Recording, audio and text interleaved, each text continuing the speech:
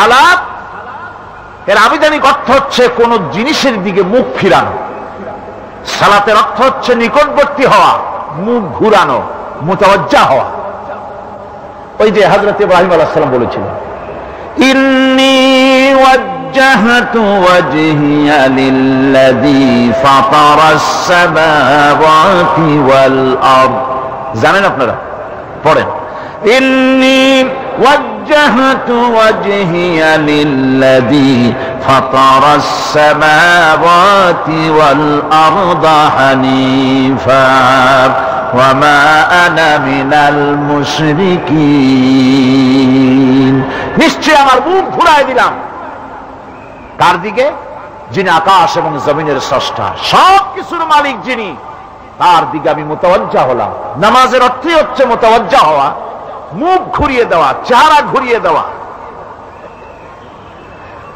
আর নামাজের আরেক অর্থ হচ্ছে নিকটবর্তী থেকে আরো নিকটবর্তী হওয়া। আমরা কি নিকটবর্তী হতে চাই? না বুঝলে কবেন কি? নিকটবর্তী হইতে চাই কার? আল্লাহ। আমরা কি আল্লাহর নিকটবর্তী হতে চাই? আল্লাহ রাব্বুল আলামিন বলেন, নিকটবর্তী হতে হলে ওয়াসজুদ ওয়াকতারিব, সেজদা দাও আর সেজদার মাধ্যমে আমার নিকটবর্তী হয়ে যাও। সেজদা দিলেই আল্লাহর নিকটবর্তী হওয়া যায়। কোন সুবহানাল্লাহ। সাহাবী, আল্লাহ নবীর সাহাবী প্রশ্ন করেছেন, নবীজি বান্দা কখন আল্লাহর নিকটবর্তী হয়ে যায়? নবীজি বলেছেন, বান্দা যখন সেজদা দেয় তখন আল্লাহর বান্দার মাঝে কোনো হিজাব থাকে না, একদম আল্লাহ পাকের নিকটবর্তী হয়ে যায় বান্দা যখন সেজদায় পড়ে যায়। সুতরাং নামাজ হচ্ছে নিকটবর্তী হওয়া, সালাত এটা হচ্ছে নিকটবর্তী হওয়া। নামাজ ফরজ হওয়ার কারণ হচ্ছে এই যে মানুষ আল্লাহর বান্দা বা গোলাম হিসেবে সৃষ্টি হয়েছে, তাই একমুখী হয়ে রবের বন্দিগি করা এটা হচ্ছে তার স্বাভাবিক একটা প্রকৃতি। আল্লাহ রাব্বুল আলামিন এই প্রকৃতির দাবি মিটাবার জন্যই নামাজের ব্যবস্থা করেছেন। মানুষের ফিতরত, মানুষের নেচার, মানুষের ফিতরত হচ্ছে এই যে কারো না কারো কাছে মাথা নত করা, হাত জোড় করা, মাথা নত করা, সার্বভৌমত্বের মালিক কাউকে মনে করা। হাত জোড় করতে হলে, মাথা নত করতে হলে, সার্বভৌমত্বের মালিক হিসেবে কাউকে গ্রহণ করতে হলে আল্লাহর বিকল্প কেউ আছে নাকি? ইসলামের মূল দাওয়াতটা হলো ফিতরত অনুযায়ী দাওয়াত দেওয়া হয়েছে, মানুষ যেন মাথা নত করে, গোলামি করে। এজন্য আল্লাহ রাব্বুল আলামিন বলেছেন যে আমি মানুষ এবং জিনকে সৃষ্টি করেছি, তার কারণটাই হলো মা খালাকতুল জিন্না ওয়াল ইনসা ইল্লা লিয়াবুদুন। মানুষ আর জিন জাতিকে সৃষ্টি করা হয়েছে ইবাদতের জন্য, গোলামির জন্য। ইবাদত আর গোলামি এটাই করতে হবে, গোলামি করতে হবে, দাসত্ব করতে হবে। আর এই দাসত্ব, আল্লাহর আনুগত্যই গোলামির দাওয়াত দিয়েছেন দুনিয়ার সব নবীরা। কোন নবী বলেন নাই যে আমার গোলামি করো। কেউ বলেছেন? বলেন জোরে, কেউ বলেছেন? আল্লাহ পাক বলেন, ওয়ালাকাদ বা'আসনা ফি কুল্লি উম্মাতির রাসূলা আন ইবুদুল্লাহা ওয়াজতানিবুত তাগুত। প্রত্যেক জাতির জন্য আমি রাসূল প্রেরণ করেছি, তারা মানুষকে দাওয়াত দিয়েছেন এই কথা বলে যে এক আল্লাহর গোলামি করো, তিনি ছাড়া কোনো ইলাহ নাই, আইন দাতা নাই, বিধান দাতা নাই, তার গোলামি, তার সামনে মাথা নত করে দাও। আর প্রত্যেক নবীর যুগেই নামাজ রোজা শরীয়তের মধ্যে ছিল। নামাজ রোজা কম বেশি প্রত্যেক নবীর জামানায় আল্লাহ পাক এটাকে বাধ্যতামূলক করেছিলেন। নামাজ, রোজা, যাকাত সব নবীদের জন্য বাধ্যতামূলক ছিল, তার উম্মতের জন্য বাধ্যতামূলক ছিল। আমার ভাইয়েরা, নামাজ হচ্ছে আল্লাহ রাব্বুল আলামিনের সাহায্য লাভের একমাত্র মাধ্যম। আল্লাহর কাছে যদি সাহায্য পেতে চাই তাহলে নামাজ লাগবে। লাগবে কি কোন? وَلَقَدْ أَخَذَ اللَّهُ مِيثَاقَ بَنِي إِسْرَائِيلَ وَبَعَثْنَا مِنْهُمُ 12 نَقِيًّا وَقَالَ اللَّهُ إِنِّي مَعَكُمْ لَئِنْ أَقَمْتُمُ الصَّلَاةَ। আল্লাহ পাক বলেন, বনি ইসরাইলদের নিকট আমি ওয়াদা নিয়েছিলাম, তোমরা যদি মানুষদেরকে অসামাজিক কার্যকলাপ থেকে যদি তোমরা ফিরাইতে পারো, মানুষদেরকে অসামাজিক কার্যকলাপ থেকে তোমরা ফিরাবে। 12টা গোত্রের জন্য 12 জন নকিব নির্দিষ্ট করে দেওয়া হলো, তাদের দায়িত্ব দেওয়া হলো। মানুষদেরকে, সমাজের লোকদেরকে অন্যায় কাজ থেকে তারা ফিরাবে, ভালো ভালো কাজ করার জন্য তাদেরকে আদেশ করবে, অসামাজিক অধর্মীয় কাজ থেকে বাঁচাবার চেষ্টা করবে। এইটা যদি তোমরা করো তাহলে আমি তোমাদের সাথে আছি। শর্ত হলো একটা, তোমাদেরকে নামাজ কায়েম করতে হবে।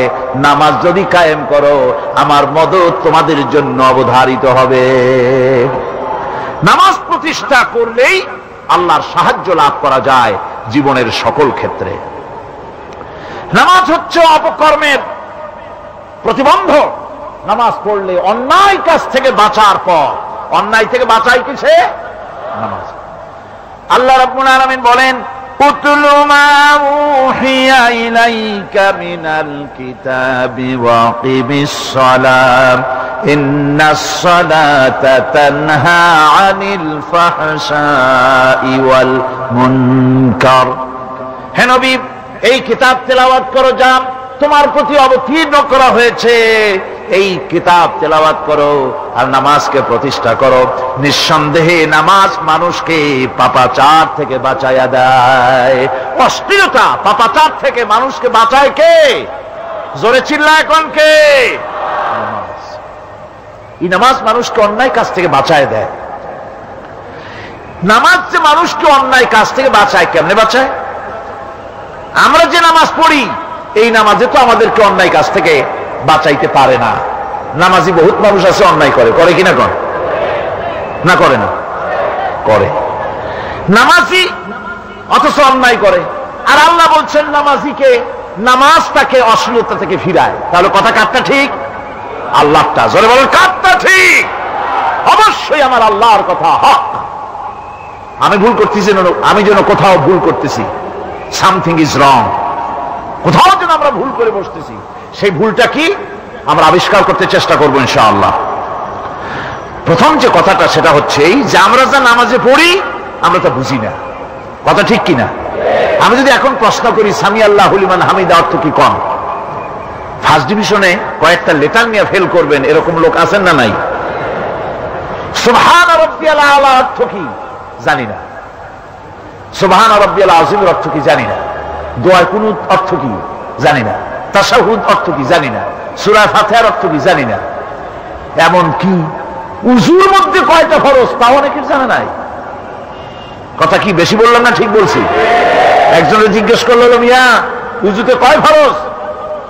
কয় হুজুর কি মনে করেন যে বুঝি জানি না? এটা তো সাধারণ ব্যাপার, বলেন না কয় ফরজ? কয় উযুতে তো 17 ফরজ। কি কি? কয় হাত ধোয়া, পা ধোয়া, মুখ ধোয়া, নাক ধোয়া, চোখ ধোয়া, জিহ্বা ধোয়া, মাথা ধোয়া। বলতে বলতে গুনে দেখা গেল প্রায় 19টার মতো বলছে। বলা হলো, মিয়া বললেন আপনি উযুতে ফরজ 17টা, কইলেন আপনি 19টা। কয় হুজুর জানি আরো, বলি না আপনাদের ভয়তে। উযু জানে না, নামাজ জানে না, তাকে এই নামাজ কেমনে ফিরাবে অন্যায় কাজ থেকে? কথা বুঝতে পেরেছেন? নামাজে কি পড়ি? নামাজে দাঁড়ায় গেলাম, আল্লাহু আকবার অর্থ কি? চিল্লায় কন্যা আল্লাহু আকবার। এরকম না, মুসলমানের মতো গলা ছেড়ে দিয়ে চিৎকার দিয়ে বলেন আল্লাহু আকবার। এই আল্লাহু আকবার, আল্লাহ সর্বশ্রেষ্ঠ, তার চাইতে বড় আর কেউ নাই। এই কথা দিনরাত 24 ঘন্টার ভিতরে শত শতবার বলি, একবার দুইবার না, শত শতবার বলি আল্লাহ সর্বশ্রেষ্ঠ। এই কথা বলার পরেও মনের মধ্যে অন্য কেউ বড় হয়, আল্লাহর বড়ত্ব যেভাবে মুখ দিয়া বলি ওইভাবে কার্যত পালন করি না। নামাজে আল্লাহু আকবার বললাম, এরপরে সানা পড়লাম, তারপরে সূরা ফাতিহা পড়লাম। সূরা ফাতিহার ভিতরে যে সমস্ত কথাগুলি বললাম সেই কথাগুলি বুঝি না, কি বলেছি তাও জানি না। এরপরে সুবহান রাব্বিয়াল আলা বলেছি, সুবহান রাব্বিয়াল আযীম বলেছি, সামি আল্লাহু লিমান হামিদা বলেছি, অর্থ কি জানি না। আল্লাহ তা শুনতে পান, যে ব্যক্তি আল্লাহর প্রশংসা করেন তিনি তা শুনতে পান। নামাজের মধ্যে আইডিয়া দেওয়া হচ্ছে, তুমি যে আল্লাহর জন্য নামাজ পড়তেছো, প্রশংসা করতেছো, এটা এমন নয় যে আল্লাহ পাক দেখছেন না বা শুনতেছেন না। তুমি যা বলতেছো, প্রশংসা করতেছো, আল্লাহ পাক তা শুনতে পাচ্ছেন। সামি আল্লাহু লিমান হামিদা, সুবহান রাব্বিয়াল আলা। আমি মহান সর্বশ্রেষ্ঠ আল্লাহ রাব্বুল আলামিনের পবিত্রতা ঘোষণা করছি, আমি তার প্রশংসা করছি। সূরা ফাতিহার কি আমরা বলি আপনারা ব্যাখ্যা দেখে বুঝে নিয়েন, সেগুলি আমি এখানে বলে বাকি কথা সব শেষ করতে পারবো না। এরপরে আমরা নামাজের মধ্যে দোয়া কুনুত পড়ি। সেই দোয়া কুনুতে যে কি ওয়াদাটা করি, অন্তত আমার তো মনে হয় সাধারণ মানুষের মধ্যে 99.9 লোকেরা জানে না দোয়া কুনুতে কি পড়ে, অর্থ বোঝে না।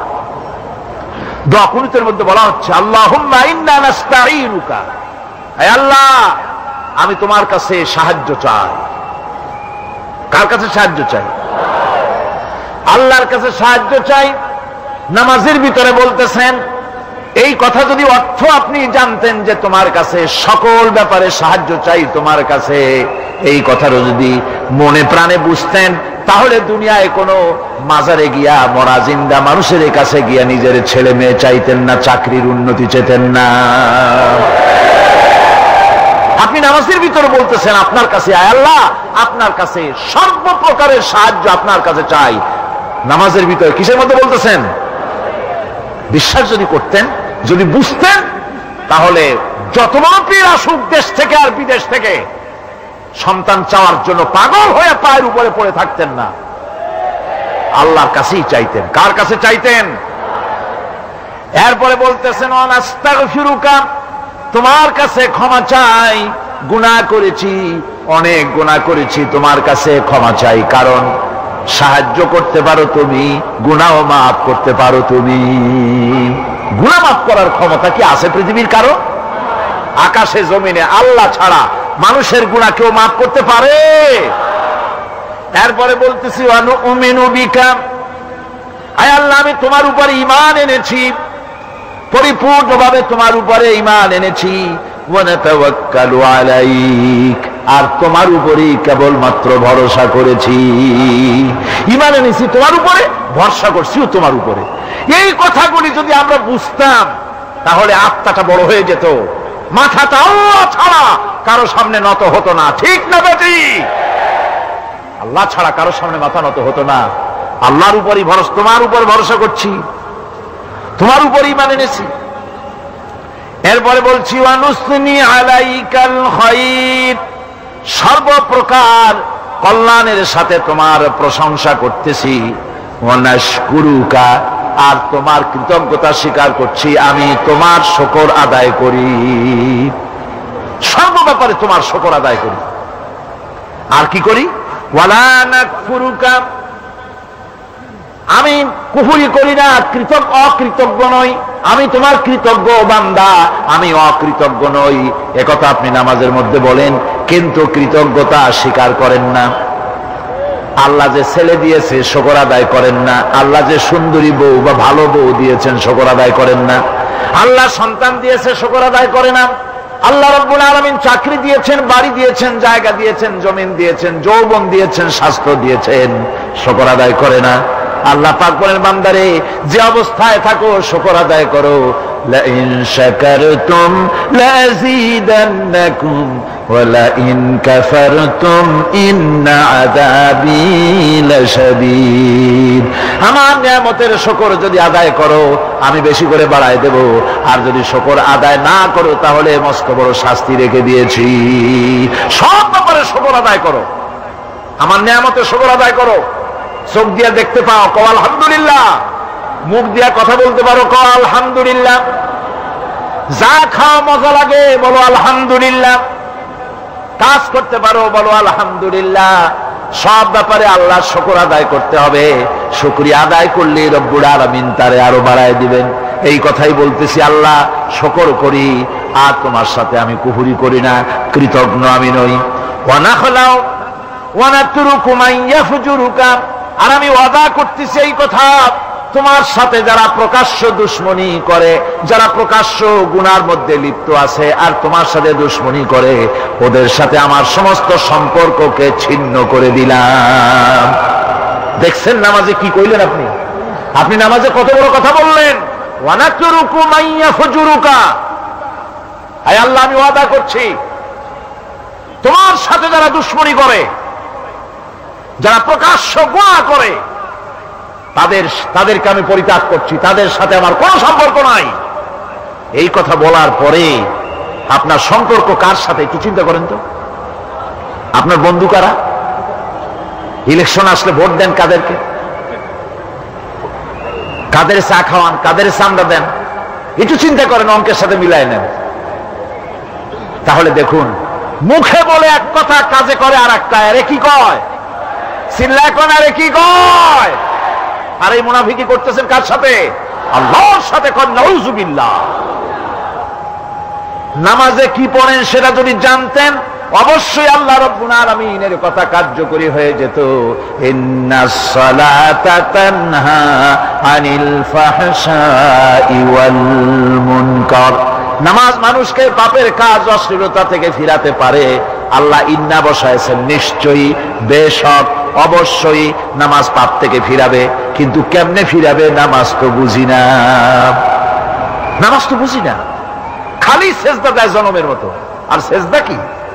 নামাজে যদি দেখে ইমাম দেরি করতেছে, আত্তাহিয়াত পড়তে দেরি হয়ে যাচ্ছে, পিছন থেকে সিগন্যাল মারে, ঠিক কিনা? বেয়াদব, বেয়াদব। তোমার নামাজ, তোমার আত্তাহিয়াত আগে শেষ হয়েছে, তাতে কি হয়েছে? চুপ করে বসে থাকো। ইমামকে কাশি দিয়া সতর্ক করার অধিকার তোমার নাই। যদি ইমামকে সতর্ক করার জন্য কাশি দিয়ে থাকো, তোমার নামাজ ফাসেদ হয়ে যাবে। এটা ফাজলামি করার জায়গা না, এটা নামাজ। এর নাম কি? ধীরে সুস্থে নামাজ পড়তে হবে। অনেকে মসজিদটারে মনে করে জেলখানা। ঢুকতে যত দেরি, বেরোতে পারলে যেন বাসে যান ছটফট করে। সিনেমার মধ্যে গিয়ে ঘন্টার পর ঘন্টা বসে থাকে, খারাপ লাগে না? মসজিদে কেরাত যদি একটু লম্বা পড়ে, পিছনে বসে খালি কি যে করে, মনে মনে বলতে থাকে যে ইমাম এমন কাঁচা ছাড়া ছাড়ি না। আর গান যখন শোনে, শুনতেই থাকে, কত মজা, ঘুম আসে না। নাউযুবিল্লাহ। সুতরাং নামাজে কি বলেন সেটা আপনাকে বুঝতে হবে। এরপরে বলতে বলা হচ্ছে, আল্লাহুম্মা ইয়্যাকা না'বুদু ওয়া লাকা নুসাল্লি। আয় আল্লাহ তাআলা, আমি একমাত্র তোমার গোলামি করি। নামাজে বলতেছেন একমাত্র তোমার গোলামি করি। আর নামাজ থেকে বেরিয়ে আসার পর ওজনে দিলেন কম, খাদ্যে দিলেন ভেজাল, মানুষের জমিনের আইল ঠেললেন, বোনেরে ঠকালেন, মেয়েকে ঠকালেন, মিথ্যে কথা বললেন, আর নামাজে বলে আসছেন আল্লাহ তোমার ইবাদত করি। এই বুঝি তোমার ইবাদতের নমুনা? এই বুঝি তোমার ইবাদতের নমুনা? মুনাফিক। নামাজ বোঝে নাই, পাপ তারে ফিরে, নামাজ তাকে পাপ থেকে বাঁচাতে পারে না। হায় আল্লাহ, একমাত্র তোমার গোলামি করি, ওয়ালাকা নুসাল্লি, আর একমাত্র তোমার উদ্দেশ্যেই নামাজ পড়ি। মানুষকে দেখাবার জন্য পড়ি না। নামাজটা পড়ি কার জন্য? কার জন্যে? এরপরে বলছি, ওয়ানাসজুদু ওয়া ইলাইকা নাসআ। আয় আল্লাহ, আমি একমাত্র তোমাকেই সেজদা করি, আমার সমস্ত চেষ্টা সাধনা তোমার জন্য নিবেদিত। আমার চেষ্টা, আমার জিহাদ, আমার আন্দোলন, আমার বাঁচা, আমার মরা, আমার ব্যবসা, আমার বাণিজ্য, আমার সব তোমার জন্য। কার জন্য? চিল্লা এখন কার জন্য? দোয়া কুনুতটা কত বড় গুরুত্বপূর্ণ চিন্তা করেন। এরপর বলা হচ্ছে ওয়ানাহফিদু ওয়ানারজু রাহমাতাকা, আমরা কষ্ট করি আর তোমার রহমতের আশা করি। হায় আল্লাহ, আমরা কষ্ট করতেছি আর তোমার রহমতের আশা করতেছি। ওয়া নাখশা আযাবাকা, আর তোমার আযাবের ভয় করতেছি। হায় আল্লাহ, তুমি দয়া করে আযাব থেকে বাঁচাও। ইন্না আযাবাকা বিল কুফফারি মুলহিক, নিঃসন্দেহে আযাব তো কেবলমাত্র কাফেরদের জন্য, জাহান্নামে নিক্ষিপ্ত হবে কাফেরেরা। হায় আল্লাহ তাআলা, আমি তোমার আযাবকে ভয় করতেছি, তোমার জাহান্নামের শাস্তি থেকে আমারে বাঁচাইয়া দাও। জাহান্নামের শাস্তি থেকে যদি বাঁচতে হয়, তাহলে দোয়া কুনুতটা বুঝা নামাজটা যদি সেইভাবে আদায় করা যায়, নামাজ কামেল হয়ে যাবে। কোন আলহামদুলিল্লাহ।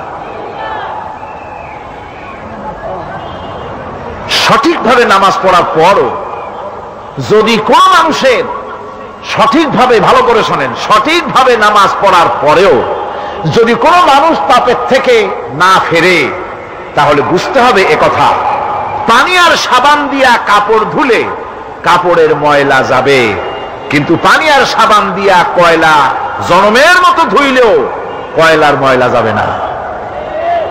কথা বুঝে আসছে? এর থেকে আর উত্তম দৃষ্টান্ত আমার কাছে নাই। নামাজ পড়ার পরেও যদি চরিত্র ভালো না হয়, বুঝতে হবে নামাজ হচ্ছে না, কাঙ্ক্ষিত মানের নামাজ আদায় হচ্ছে না।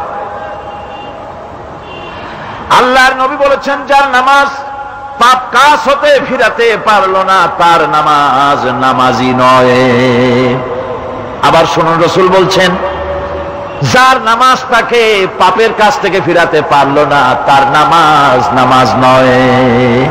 ওইটা নামাজ হয় নাই, যার জন্য তার পাপ থেকে তারে ফিরাইতে পারছে না। আর কিয়ামতের দিন বেনামাজিরা সবচাইতে বেশি অপমানিত হবে। সবচাইতে বেশি অপমানিত হবে কারা? বেনামাজিরা। কিভাবে? ইয়াউমা ইউকশাফু আন সাকিন ওয়া ইউদআউনা ইলাস সুজুদি ফালা ইস্তাতিউন। সেদিন কঠিন সময়, আল্লাহ রাব্বুল আলামিন লোকদেরকে সিজদা করার জন্য বলবেন, কিন্তু যারা বেনামাজি ছিল দুনিয়ায়, তারা সিজদা দিতে পারবে না। বলেন নাউযুবিল্লাহ। অবস্থাটা কি হবে? খাশিআতান আবসারুহুম তারহাকুহুম যিল্লাহ, তাদের দৃষ্টি নিচু হবে, লাঞ্ছনা এবং অপমান তাদের উপরে চেপে বসবে, সিজদা দিতে পারবে না। আল্লাহ আমাদেরকে ক্ষমা করুন। কিয়ামতের দিন হযরত আদম আলাইহিস সালাম থেকে শুরু করে পৃথিবীর সমস্ত মানুষের সামনে আল্লাহ রাব্বুল আলামিন সিজদা করার জন্য অর্ডার করবেন। যারা নাকি বেনামাজি, ওরা আল্লাহর দরবারে সেদিন সিজদা দিতে পারবে না, লাঞ্ছিত অপমানিত হবে। যারা কল নাউযুবিল্লাহ।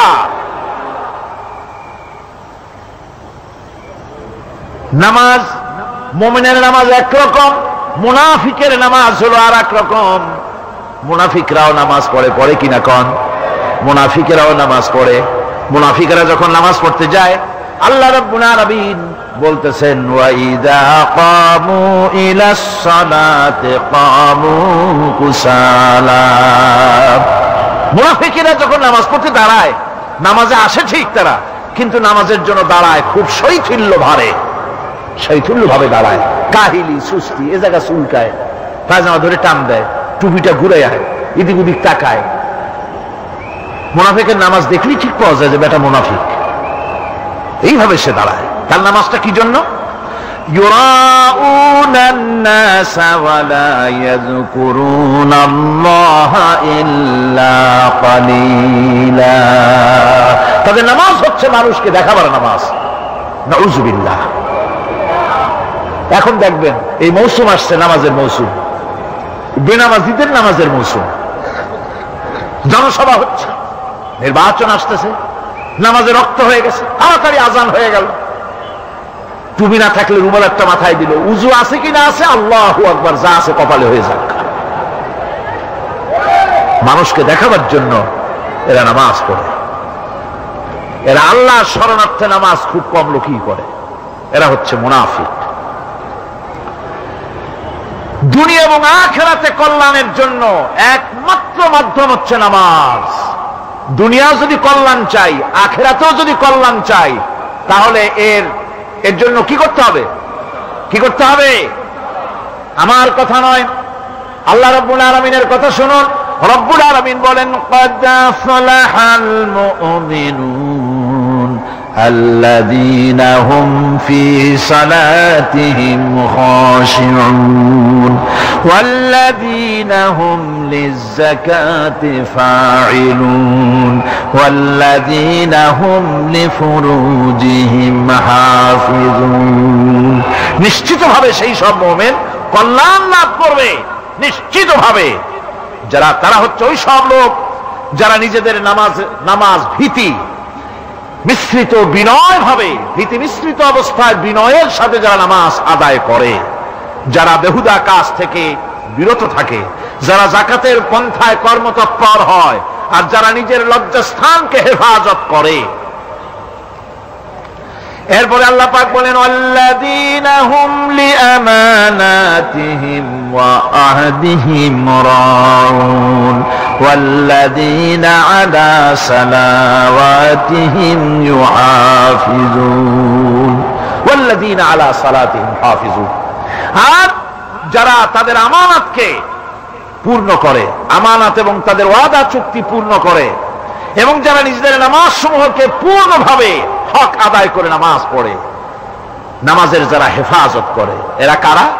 এরা হচ্ছে উলাইকা হুমুল ওয়ারিসুন আল্লাযীনা ইয়ারিসুনাল ফিরদাউসা হুম ফিহা খালিদুন। এরা হচ্ছে সেই সব লোক, এরা উত্তরাধিকার হচ্ছে জান্নাতের উত্তরাধিকারী, জান্নাতুল ফিরদাউসে আল্লাহ রাব্বুল আলামিন এই গুণ বিশিষ্ট লোকদের জন্য জায়গা করে দিবেন। জোরে কোন সুবহানাল্লাহ। নামাজকে পড়তে বলা হয়নি, কোরআন শরীফে বলা হয়েছে নামাজ কায়েম করো। কি বলা হয়েছে কম তো দেখি? নামাজ কায়েম করো, নামাজ পড়ো। এই কথা কিন্তু কোরআন শরীফে কোন জায়গায় আছে নাকি? এখন কায়েম করা কারে বলে? একটা গুরুত্বপূর্ণ আরেকটি বিষয়। নামাজ কায়েম করতে বলা হয়েছে। কায়েম কি? কায়েমটা হচ্ছে দৃষ্টান্ত স্বরূপ বলা যায় যে জিনিসটা সমাজে প্রতিষ্ঠিত আছে ওইটারে বলে কায়েম হওয়া, আর যেটা প্রতিষ্ঠিত নাই ওটা কায়েম নাই।